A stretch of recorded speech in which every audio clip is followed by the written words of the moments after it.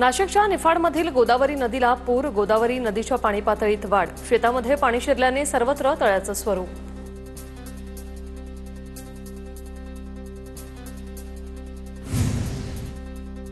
नंदुरबारच्या सखल नवापूरमधील विसरवाडीत दापूर धबधब्यात पर्यटक अडकले, स्थानिकांच्या मदतीने पर्यटकांचा रेस्क्यू, धबधब्याचा आनंद घेण्यासाठी पर्यटकांची मोठी गर्दी।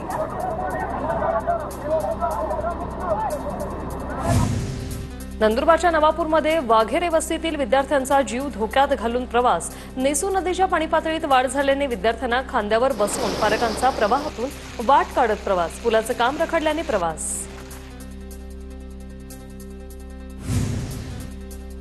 पुण्याच्या भोरमधील बालवडी गावात मुसळधार पावसामुळे वडाचं झाड सभामंडपावर कोसळलं, सुदैवानं कोणतीही जीवितहानी नाही, सभामंडपाचं मात्र मोठं नुकसान। भंडाऱ्यात दमदार पावसामुळे नागरिकांच्या घरात पाणी शिरलं, अनेक ठिकाणी झाडांचीही पडझड, दरम्यान वैनगंगा नदी इशारा पातळी ओलांडण्याच्या मार्गावर, नागरिकांना सतर्कतेचा इशारा। नाशिकच्या सटाणामधील हरणबार धरण ओव्हरफ्लो झाल्याने पर्यटकांची गर्दी, अनेक नागरिक जीव धोक्यात घालून सांडव्याच्या कडेला जात असल्याचं समोर, गर्दीवर नियंत्रण ठेवण्यासाठी सुरक्षा रक्षकांची नियुक्ती करण्याची मागणी।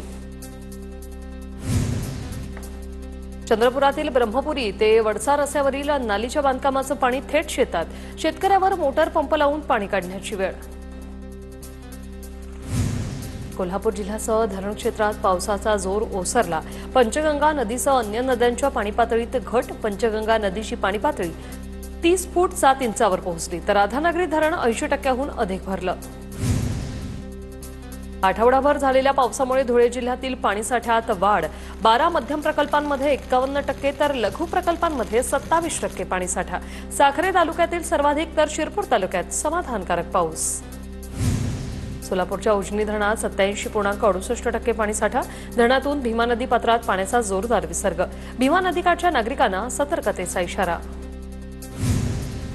गोंदिया जिल्ह्यातील पुजारी टोला धरणाचे 4 दरवाजे उघडले, पुजारी टोला धरणातून 2967 क्युसेकने पाण्याचा विसर्ग सुरू। मुसळधार पावसामुळे गोंदिया जिल्ह्यातील हाजरा फॉल धबधबा प्रवाहित, धबधब्यावर मध्य प्रदेश, छत्तीसगड आणि महाराष्ट्र राज्यातील नागरिकांची गर्दी।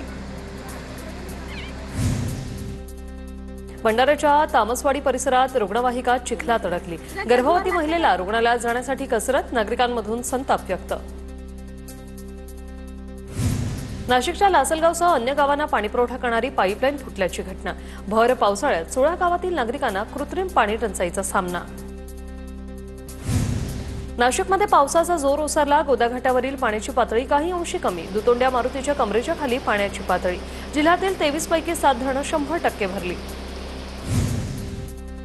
मराठवाड्यात जूनमध्ये 50% पाऊस झाला असून 85% पेरण्या पूर्ण झाल्या, मात्र अजूनही शेतकऱ्यांना चांगल्या पावसाची प्रतीक्षा, मराठवाड्यातील काही जिल्ह्यांवर दुबार पेरणीचं संकट। मालवण समुद्रात मासेमारीसाठी गेलेली छोटी नौका बुडाल्याची घटना, नौकेतील 2 जण बचावले असून 1 मच्छीमार बेपत्ता, स्थानिक मच्छीमारांकडून एकाचा शोध सुरू। चंद्रपूरमध्ये मागील 2 दिवसांपासून दमदार पाऊस, वाघाई डोंगरावरील मुक्ताई धबधबा प्रवाहित, पर्यटकांची धबधब्यावर एकच गर्दी। अहिल्यानगरमधील रंधा धबधबा परिसरात पोलिसांचा बंदोबस्त, पर्यटकांची हुल्लडबाजी रोखण्यासाठी प्रशासन ॲक्शन मोडवर, पर्यटकांनीही काळजी घेण्याचं आवाहन।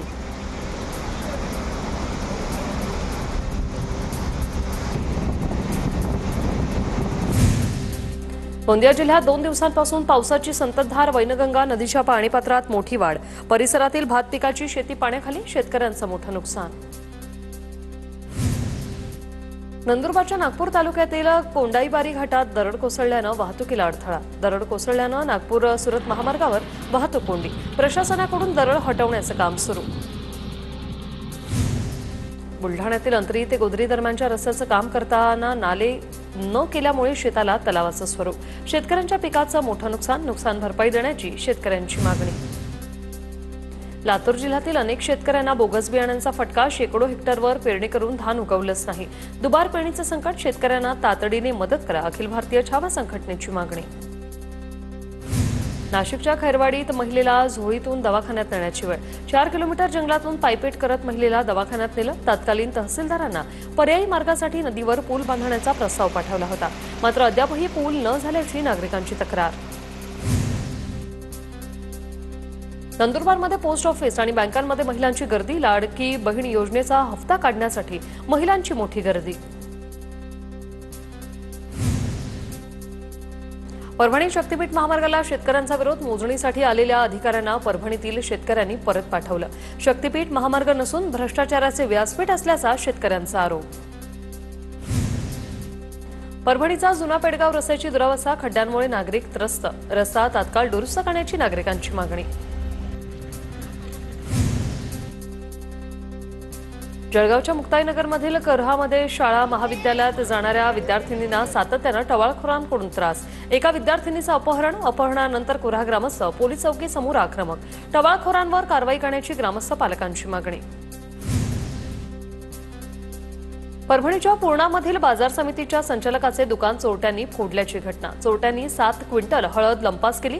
बाजार समितीच्या सुरक्षा व्यवस्थेवर प्रश्नचिन्ह निर्माण। हिंगोली पोलिसांनी वसमत नांदेड मार्गावरील दरोड्याचा डाव उधळला। गावठी पिस्तूलसह 1 लाखाचा मुद्देमाल जप्त। शालेय शिक्षण अभ्यास आणि कृती समन्वय समितीच्या प्रतिनिधींनी घेतली राज ठाकरे यांची भेट। समितीची भूमिका आणि धरणे आंदोलनातील मागण्यांवर राज ठाकरेंसोबत केली चर्चा। बुलढाण्यात रस्त्यासाठी शेतकऱ्यांचं 6 दिवसांपासून उपोषण सुरू। रस्ता अभावी शेतीची कामं पडून प्रशासनाकडे दखल घेण्याची मागणी। लातूरमध्ये उत्पादन शुल्क विभागाच्या कार्यालयात महिलांचा ठिय्या। वलांडीमधील अवैध दारू दुकानं बंद करण्याची मागणी।